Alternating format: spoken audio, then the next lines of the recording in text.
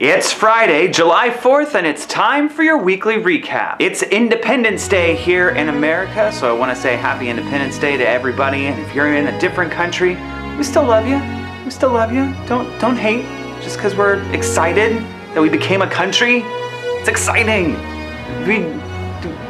America. Today we're talking all about levitating objects, so let's get right into your questions. Andrew, what do you think about the Balduccilevitation? I think the Balduccilevitation is actually a fantastic illusion, and if you use it at the right time, at the right moment, you can really fool people, but be careful not to overdo it. If you do it too often, people do sort of figure out the method, but if you build it up correctly and you do it for the right group of people in the right moment, it can be extremely powerful. Adam Grange, the illusionist. Hi Chris, what do you do if someone says, oh, it is invisible thread? Most touristy / amusement park magic shops will sell invisible thread, but they sell it teaching only one hookup, which is a vertical hookup. If you switch it up to a horizontal hookup and maybe use a ring to pass over the object, the string's not going to be where they are expecting it, and you're going to end up fooling them even though you're using the exact same method that they've learned before. Chris wanted to know, while both are equally appealing and have obvious differences, which do you think would be the best to use in a street magic performance, Monarch or DOS? As both seem to be able to have multiple uses, DOS being the more obvious. Also, would they both be able to have the same applications? Like if a person buys DOS and can make the dollar bill butterfly, can you get a similar effect to Monarch with it? And the same with Monarch, could that be applied to the effects that DOS can perform? DOS is based off of something that is taught in Monarch. The gimmick has been updated and is pre-built for you in DOS. However, both kind of cross over a little bit. DOS doesn't teach the folds or the routines that are taught in Monarch. Same with Monarch. Monarch doesn't teach any of the tricks that can be done with DOS. So for that, I mean, if there's something specifically you want to use DOS for, I would go with that over Monarch. But Monarch does teach how to build a early version of the DOS gimmick. So if you know you want to do the Monarch routine, get Monarch. Otherwise, I would go with DOS. Gavin, is there any gimmick that you can use to levitate objects without stings? If you search floating, flying, or levitating on Magic Geek, you're going to see a whole bunch of different tricks and variations. Things that immediately come to mind for me that don't involve strings at all would be like a zombie ball or a Losander floating table, things like that. Today I want to talk to you about Foresight by Sans Minds Magic. This is a trick where you have a bunch of ESP symbols. One is selected by the spectator. You take out a prediction from an envelope. It is seen to be wrong. You shake it, and the ink lines actually move across the card and form the correct shape. Everything can then be immediately examined. I really like this. I think that it's very visual, and I love sucker effects. I'm a sucker for sucker effects. I just like it when it seems like something's gone awry, or a trick kind of takes a turn that no one is expecting. With this, it's, oh, he's going to do a prediction, and whether that's right or not, if you're able to make the ink move afterward, it goes from just being a prediction to being a miracle.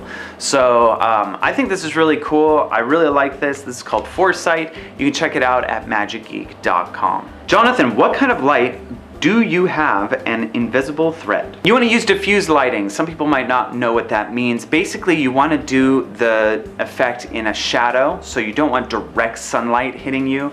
You also don't want to be under harsh lighting, like an exposed light bulb or a spotlight, something like that. You want there to be some sort of filter. You want the light bouncing out through like a lampshade or bouncing off of a wall to get to you. The reason for that is that the magical apparatus will reflect light, and that is a dead giveaway. Magical Apple 97, what are your thoughts concerning ethics around floating tables? Is it okay to build a floating table as long as no one else's work is getting copied? Example, home builder versus Losander. I have an extreme amount of respect for the Losander table. I think that the original tables are beautiful, they're well manufactured, a lot of thought and experience has gone into them. And when you hear him talk about them, like if you watch his instructional DVDs, he is so passionate about it and really wants you to do well with it. And if you use a table that is homemade, that is, or a copy, it cheapens the entire thing, and it doesn't do the effect a justice. It's not going to work as well. You aren't going to respect it as much as you would with a low sander table, and the end result is not going to be as good. I always think you should go for the original. That being said, if you are building something using an entirely different method, something that maybe you've created or something that has instructions that are completely different from the method used by Losander with his tables, then that's sort of exploring something new, and that's a different thing. So if it is different, if you're truly not copying a Losander table, then yeah, build one, see if it works, test it out, let us know. But if you are going to use a table that is like a Losander table but is not a Losander table, just get yourself a Losander table. It's worth it. Walter, I'm scared of IT. What should I do? I feel like with IT, the more rehearsal you do, the more acquainted you are with the IT, and the less afraid of it you'll be. Nate asks, are there any levitation effects that can be put into a kid's show as something comedic and funny? Thanks, you're awesome. This is a really good question. I think that if you're going to levitate an object for kids, you want to give it a personality of its own. That object is going to be a character in your show. So let's say you're doing the zombie ball, for instance, and you know the part of the zombie ball where you're holding up the silk and the zombie ball kind of floats up and rests on top. If you have that happen when you're not looking and then look back and it's not there, and then have it happen and go back and forth like that, it's like the ball's kind of playing with you and is kind of being sneaky or shy. And by giving it that that sort of personality and structuring your routine around that object having a personality, the kids are going to be more engaged and find it way more hilarious and laugh a lot more. Just so you know, this works for adults too. It doesn't have to just be for kids. Giving an object some sort of personality is a great way to structure a levitation routine. Miguel, where is the best place to start when you are a beginner at levitation? What are some of the easiest levitations? I think the easiest levitation out there is the floating match on card. I've recommended that in the past. It is incredibly easy to do. It's going to get you acquainted with the gimmick that is used most frequently in levitating objects.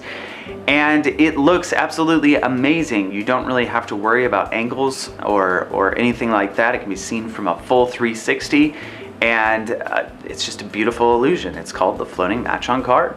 Abhinav, whenever I levitate an object using loops in direct sunlight, I can always see the loops. Is there anything I could do to avoid this? Yes, there is something you can do. Don't perform loops in direct sunlight.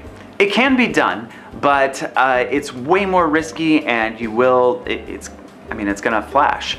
The loops, as well as a lot of the other levitation effects that we've talked about here today, all rely on being performed in the right place at the right time for the right people. There are a lot of effects that are anywhere, anytime.